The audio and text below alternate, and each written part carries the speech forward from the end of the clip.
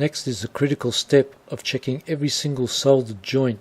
Basically, with a low magnification 2.5 times headset and a board covered with flux, you just can't see enough to know that everything is correct. As a minimum, you need to do a high magnification visual inspection of every single joint, but as a secondary check, you can check every single joint with a digital multimeter, which I'll explain later.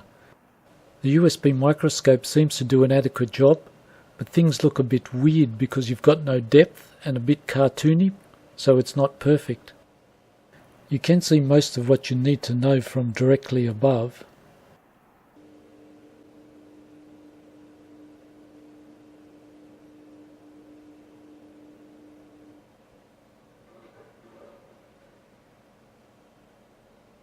But you can see a lot more when it's angled.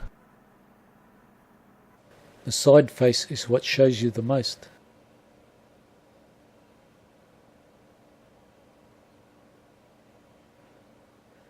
It's hard to convey with this camera, but the image looks real with loop glasses and magnifies by the same amount.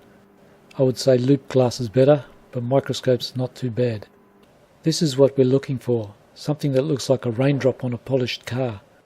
Notice how the solder wicked out to the edge of the pad, leaving a kind of concave fillet. On this one, solder didn't go to the edge of the pad, so it looks like a ball just sitting on the pad. You can touch it up with the iron until it looks right, which is probably what I'll do, but this part looks attached, so you can check it with a digital multimeter. Looking at the PCB in KiCad, this is the capacitor, and this is the pad in question. We'll just turn off our silk, and if we look at this pad, it's connected to the ground fill, and if we look at the capacitor next to it, it's also connected to the same ground fill. So we can actually probe the resistance between this part and this part to see if they are connected. The way you check it is you probe with your digital multimeter in resistance from this part end cap to this part end cap, and that checks the full path of end cap to solder to pad to through the board to pad to solder and back to end cap, and actually checks both joints at once. Sharp needle probes are the best for small parts. You could say probing pads for continuity with a digital multimeter is only a secondary check, but if I was using this on my car, I would check every single pad, because for me this is a mission critical device. Just right click a trace, go select, whole net, and it shows you the points you can check to. And as you see, you're checking two joints at once, so it's not that bad. It's up to you whether visual is enough, but in the industry, probing afterwards is pretty standard. It's just that they use jigs, so it's a lot quicker. Other things to look out for is bridging between pins. In the industry, there's a known failure of capacitors cracking after soldering. Basically, you've got a brittle ceramic stuck between two rock-hard pieces of high tin solder, and on rare occasions the capacitors can crack or come loose from their end caps. It's a low failure rate, but the industry are now making high-end capacitors with a soft material between the cap and the ceramic, so it can flex. These are the rigid type, so if you want to be pedantic, which I am, you check them all with a digital multimeter.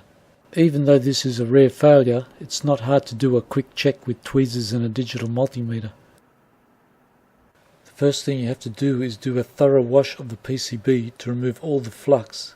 Generally, most people use isopropyl alcohol, but I found methylated spirits worked a fraction better on this flux. I used both, but I found the PCB to still be sticky and gluey afterwards. So I wash it again with a solvent-based automotive engine degreaser, then a grease-cutting laundry surface spray. Either way, it's best if the PCB is totally spotless, because remaining fluxes can mask problems, or even give false positives, which I'll demonstrate later. So wash it repeatedly until it's clean. Here some flux residue made it look like the part wasn't connected. After a thorough cleaning, the solder now looks connected and probably won't need a touch-up. Here are a few faults the inspection revealed. Solder on the pins, but not connecting to the pads. 4 pins were missed on this MOSFET and another 3 on another MOSFET, and it was a thick flux that masked that it wasn't connected. And that's why this final inspection is essential. It might seem daunting to continuity check every single pin on this board, but with a bit of forethought it's not that bad. Like grounds for instance, you'd clip onto the common ground point and quickly just touch each one of these pins with a ground written on it. So the grounds would go rather quick. And then you'd come to something like this. You'd put one probe on here and quickly tap these 2 points, and that'll check all 3 pins rather quickly. To keep track you might have to print out the PCB and red dot every pin that you've checked, or do one screen at a time and then scroll the screen, but it shouldn't be that hard, and it's something I'd definitely do if I was running this on a car. It's pretty quick with needle nose probes.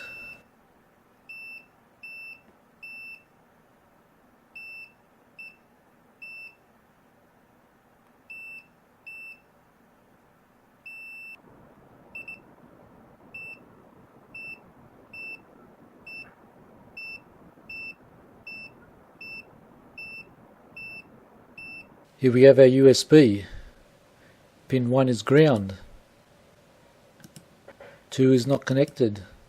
Pin 3 goes to pin 1 of our FT232.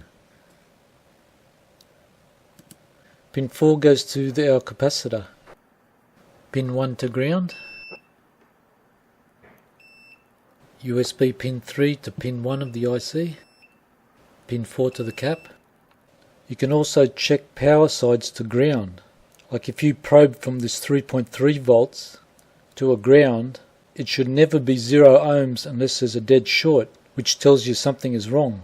3 volt side of the cap connects to 3 volts, but not to ground. Ground side connects to ground. Power to ground at minimum should have a resistance, but never a dead short.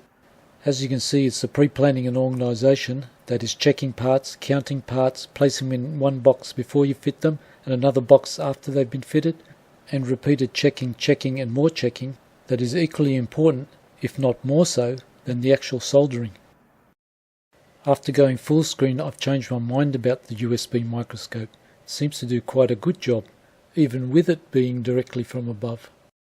My 16:9 ratio monitor is different from the USB microscope's 4:3 ratio, so in full screen mode vertical parts are squashed, but horizontal parts are so big that you can easily see if the soldering is correct.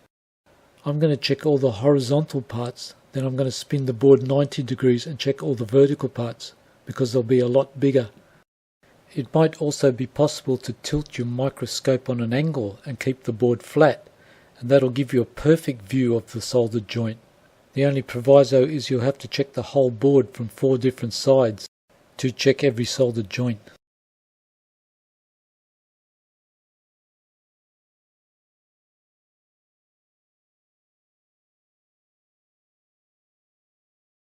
The USB microscope can be used as a visual record by filming the whole inspection. Then if something changes, you can always reference to what it looked like before.